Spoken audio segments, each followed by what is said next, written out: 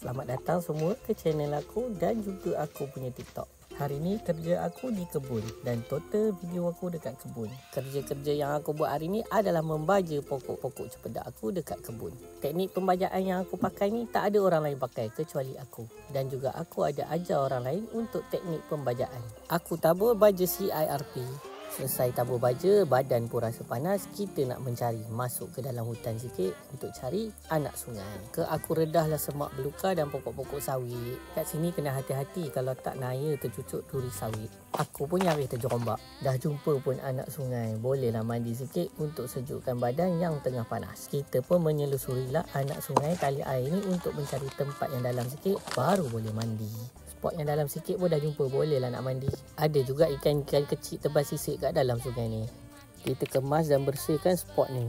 Lepaslah kalau nak mandi sikit. Angkat sana sini, kita clearkan duri-duri sawit yang ada. Kalau tak bahaya tercucuk bontot naik.